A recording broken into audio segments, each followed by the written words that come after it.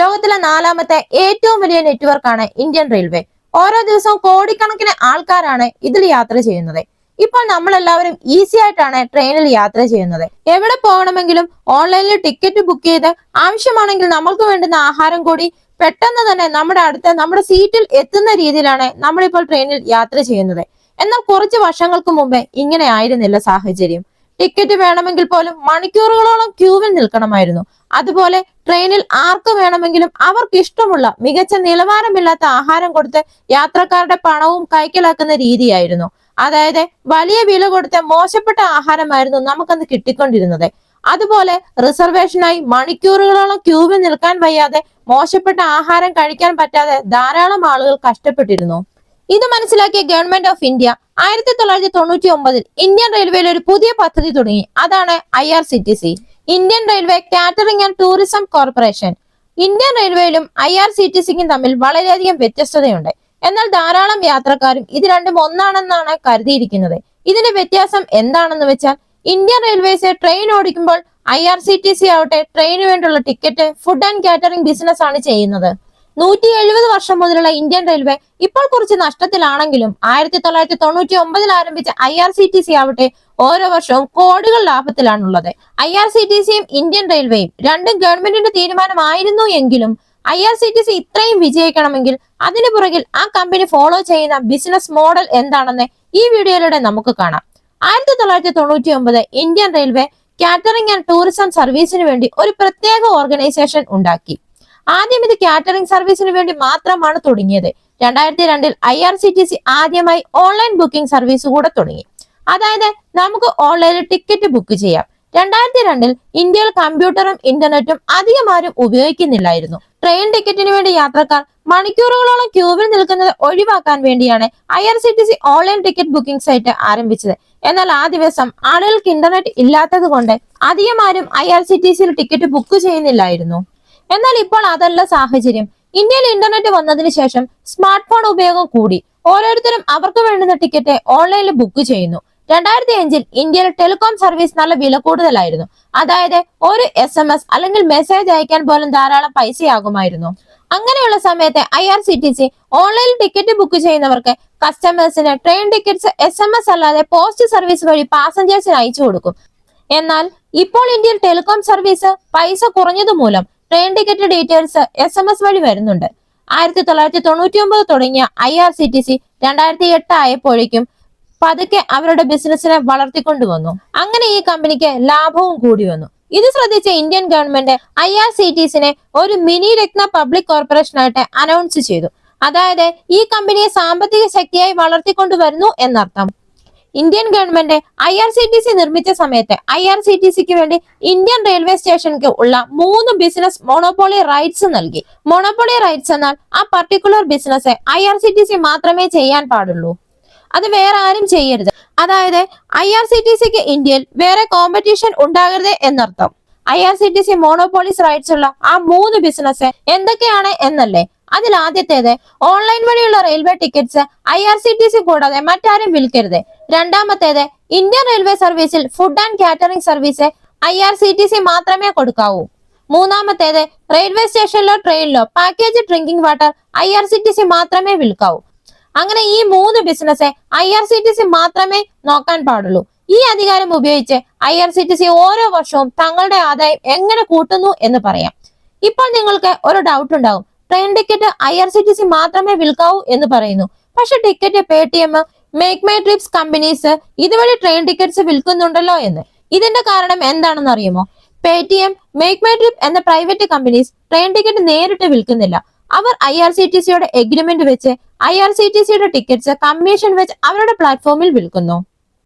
2018 വരെ ഏതെങ്കിലും ഒരു പ്രൈവറ്റ് കമ്പനി ട്രെയിൻ ടിക്കറ്റ്സ് അവരുടെ പ്ലാറ്റ്ഫോമിൽ വിൽക്കണമെങ്കിൽ അതിനുവേണ്ടി അവരുടെ കമ്പനി IRCTCക്ക് വൺ ടൈം ഫീസ് പോലെ 20 ലക്ഷം രൂപയും മെയിൻ്റനൻസ് ഫീസ് പോലെ 10 ലക്ഷം രൂപ, അങ്ങനെ മൊത്തത്തിൽ 30 ലക്ഷം രൂപ കൊടുക്കണമായിരുന്നു. എന്നാൽ 2018 IRCTC അവരുടെ ലാഭം കൂട്ടാൻ വേണ്ടി ഈ റൂളിനെ മാറ്റി.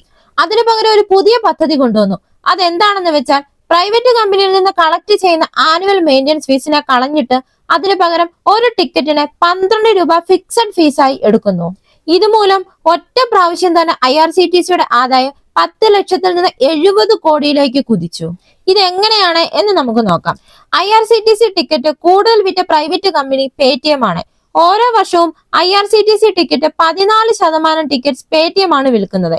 2021-22 IRCTC ഇന്ത്യയിൽ മൊത്തം 42 കോടി ട്രെയിൻ ടിക്കറ്റ്സ് വിറ്റതിൽ 14%, അതായത് 5,80,00,000 ടിക്കറ്റ്സ് പേടിഎം ആണ് വിറ്റത്. ഓരോ ടിക്കറ്റിനും പേടിഎം കമ്പനി IRCTCക്ക് 12 രൂപ ഫീസ് കെട്ടണം.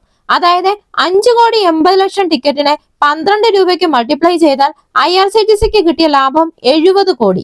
ഈ ഒരൊറ്റ പ്ലാനിലാണ് IRCTC കമ്പനി അവരുടെ ടിക്കറ്റ്സ് കൊടുത്ത് അവരുടെ ലാഭം ലക്ഷത്തിൽ നിന്ന് കോടിയിലേക്ക് കൊണ്ടുവന്നത്. അതും കേവലം ഒരു പേടിഎം കമ്പനിയിൽ നിന്ന് കിട്ടിയ ലാഭമാണ് ഇത്രയും. അതായത് IRCTCക്ക് ട്രെയിൻ ടിക്കറ്റിൽ അധികാരമുള്ളത് കൊണ്ട് തന്നെ പേടിഎം പോലുള്ള പ്രൈവറ്റ് കമ്പനി ട്രെയിൻ ടിക്കറ്റ്സ് വിൽക്കാൻ നോക്കിയാൽ IRCTC ചോദിക്കുന്ന പണം കൊടുക്കാതെ അവർക്ക് വേറെ സൊല്യൂഷൻ ഇല്ല. ഈ ഓൺലൈൻ ബിസിനസ്സിൽ IRCTCക്ക് 54% ഷെയർ ഉണ്ട്. അടുത്തതാണ് കാറ്ററിംഗ് സർവീസ്. IRCTC ബിസിനസ്സിൽ ഇതിന് 26% ഉണ്ട്. കാറ്ററിംഗ് സർവീസ് ഇന്ത്യൻ റെയിൽവേയിൽ ട്രെയിനിലോ പ്ലാറ്റ്ഫോമിലോ യാത്രക്കാർക്ക് വേണ്ട ആഹാര സാധനങ്ങൾ കേവലം IRCTC മാത്രമാണ് കൊടുക്കുന്നത്. ദൂരയാത്ര ചെയ്യുന്ന ചില യാത്രക്കാർ ഫ്രഷ് ഫുഡ് കൊടുക്കണം എന്ന തീരുമാനത്തിൽ IRCTC പാൻട്രി കാസ് കൊണ്ടുവന്നു. അതോടൊപ്പം ഫുഡ് പ്ലാസ, റീഫ്രഷ്മെന്റ് റൂംസ്, അങ്ങനെ നമ്മൾ കാണുന്ന റെയിൽവേ സ്റ്റേഷനിൽ കാണുന്നതെല്ലാം IRCTC ബിസിനസിന്റെ ഭാഗമാണ്. ഇങ്ങനെ പലതരത്തിലുള്ള ഫുഡ് സ്റ്റാള് IRCTC റെയിൽവേ സ്റ്റേഷനിൽ തുടങ്ങി പലതരത്തിലുള്ള യാത്രക്കാരെ ടാർഗറ്റ് ചെയ്ത് അവരുടെ വരുമാനം കൂട്ടുന്നു. അങ്ങനെ 2014 IRCTC ഈ കാറ്ററിംഗ് സർവീസും ആരംഭിച്ചു. അതായത് ഓൺലൈനിൽ നിങ്ങൾ ഫുഡ് ഓർഡർ ചെയ്യുകയാണെങ്കിൽ IRCTC കാറ്ററിംഗ് പാർട്ട്ണർ നിങ്ങളുടെ സീറ്റിനടുത്ത് ഫുഡ് കൊണ്ടുവന്ന് തരും. ഇപ്പോൾ IRCTCയുടെ ഈ കാറ്ററിംഗ് സർവീസ് വളരെ പെട്ടെന്ന് തന്നെയാണ് വളരുന്നത്.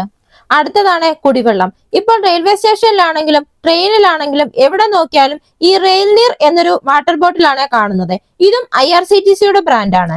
IRCTCക്ക് റെയിൽവേ സ്റ്റേഷനിലും ട്രെയിനിലും കുടിവെള്ളം വിൽക്കാനുള്ള അധികാരവുമുണ്ട്. IRCTC ഡ്രിങ്കിംഗ് വാട്ടർ എന്ന വേറെ കമ്പനിക്ക് കോൺട്രാക്ട് കൊടുത്ത് കമ്മീഷൻ വാങ്ങിക്കാതെ സ്വന്തമായി തന്നെ റെയിൽനീർ എന്ന വാട്ടർ ബോട്ടിൽ ബ്രാൻഡ് ഉണ്ടാക്കി ഓരോ വർഷവും 300 കോടി രൂപയുടെ ബിസിനസ് ചെയ്യുന്നു. ഇത് IRCTCയുടെ മൊത്തത്തിലുള്ള ബിസിനസ്സിൽ 10% വരുമാനം നേടിത്തരുന്നു. ലാസ്റ്റ് ചെയ്യുന്ന IRCTCയുടെ ബിസിനസ് ആണ് ടൂറിസം. എന്നാൽ ഈ ബിസിനസ്സിൽ IRCTCക്ക് മോണോപോളി റൈറ്റ്സ് ഒന്നുമില്ല. എങ്കിലും അതുകൊണ്ട് തന്നെ ഈ ബിസിനസ് നടക്കണമെങ്കിൽ വേറെ കമ്പനിയുമായി ചേരണം. IRCTC ഈ ബിസിനസ്സിൽ യാത്രക്കാർക്ക് വേണ്ടി domestic and foreign tour package offer നൽകുന്നു. ഇതിനു വേണ്ടി സ്പെഷ്യൽ ട്രെയിനുമുണ്ട്. ഇതിൽ ഉൾപ്പെടുന്ന ഇന്ത്യയിലെ തന്നെ ഏറ്റവും കൂടുതൽ പൈസ ചിലവാകുന്ന മോസ്റ്റ് എക്സ്പെൻസീവ് ട്രെയിനായ ബുദ്ധിസ്റ്റ് സർക്യൂട്ട് ട്രെയിനും അതുപോലെ തന്നെ മഹാരാജാസ് എക്സ്പ്രസും IRCTC ആണ് നടത്തുന്നത്. അതുപോലെ തന്നെ ഇന്ത്യയിൽ മാത്രമല്ല അമേരിക്ക, യൂറോപ്പ്, ഓസ്ട്രേലിയ തുടങ്ങിയ വിദേശ രാജ്യങ്ങളിലേക്കും IRCTC അവരുടെ ബിസിനസ് വ്യാപിപ്പിച്ചു. അങ്ങനെ ഈ ടൂറിസ്റ്റ് ബിസിനസ് വഴി IRCTCക്ക് ഓരോ വർഷവും അവരുടെ മൊത്തത്തിലുള്ള വരുമാനത്തിൽ 8.3% വരുമാനം കിട്ടുന്നുണ്ട്. ഇപ്പോൾ ഇന്ത്യൻ ഗവൺമെന്റ് റെയിൽവേസിൽ കുറച്ച് പ്രൈവറ്റ് ട്രെയിനും ഇറക്കിയിട്ടുണ്ട്. അതിന് ഉദാഹരണമാണ് തേജസ് എക്സ്പ്രസ്. ഈ ട്രെയിൻ തുടങ്ങിയപ്പോൾ ധാരാളം ആളുകൾ പറഞ്ഞു ഇന്ത്യൻ റെയിൽവേ പ്രൈവറ്റ് ആക്കാൻ പോകുകയാണ് എന്ന്. അതായത് ഇനി പ്രൈവറ്റ് കമ്പനികളാണ് ട്രെയിനുകൾ ഓടിക്കുന്നത് എന്ന്. എന്നാൽ അത് അങ്ങനെയല്ല. ഈ തേജസ് എക്സ്പ്രസ് നടത്തുന്നതും IRCTC ആണ്. എന്നാൽ ഗവൺമെന്റിന്റെ പ്ലാൻ എന്താണെന്ന് വെച്ചാൽ IRCTC വഴി ഈ ട്രെയിനിനെ ഓടിച്ച് tickets, parcels, catering and house keeping പോലെയുള്ള സർവീസസിനെ പബ്ലിക് പ്രൈവറ്റ് പാർട്ട്ണർഷിപ്പ് വഴി IRCTC ഈ പ്രൈവറ്റ് ട്രെയിനെ പ്രൈവറ്റ് കമ്പനികൾക്ക് കോൺട്രാക്റ്റിന് കൊടുക്കുന്നു. അതുകൊണ്ടാണ് ഇതിനെ പ്രൈവറ്റ് ട്രെയിൻസ് എന്ന് പറയുന്നത്. എന്നാൽ ശരിക്കും ഈ ട്രെയിൻ ഓടിക്കുന്നത് ഗവൺമെന്റിന്റെ IRCTC തന്നെയാണ്. IRCTC ഇന്ത്യൻ റെയിൽവേയിലെ ഒരു ഗവൺമെന്റ് ഓർഗനൈസേഷൻ ആയപ്പോഴും അതിന്റെ ബിസിനസ് മോഡലും ഓപ്പറേഷനും ഇന്ത്യൻ റെയിൽവേക്ക് ഒരു ബന്ധവുമില്ലാതെ ഒറ്റയ്ക്ക് നടത്തുന്നത് മൂലം ഇന്ത്യൻ റെയിൽവേ നഷ്ടത്തിലാണെങ്കിലും IRCTC നല്ല ലാഭത്തിലാണ് ഓടുന്നത്.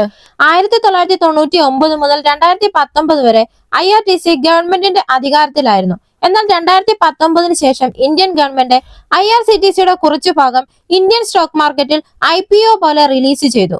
എന്ന് വെച്ചാൽ നമ്മളെ പോലെയുള്ളവർക്ക് ഈ കമ്പനിയിൽ നിന്ന് ഷെയർ വാങ്ങിക്കാൻ പറ്റും.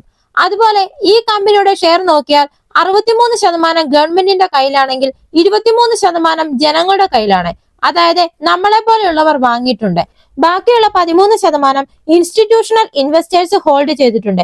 ബാക്കിയുള്ള 0.3% പ്രൈവറ്റ് കമ്പനിക്കാരും ഹോൾഡ് ചെയ്തിട്ടുണ്ട്. ഏത് ഇൻവെസ്റ്റർ ആണെങ്കിലും ആദ്യം അവർ നോക്കുന്നത് അവരുടെ പണത്തിന്റെ സെക്യൂരിറ്റിയാണ്.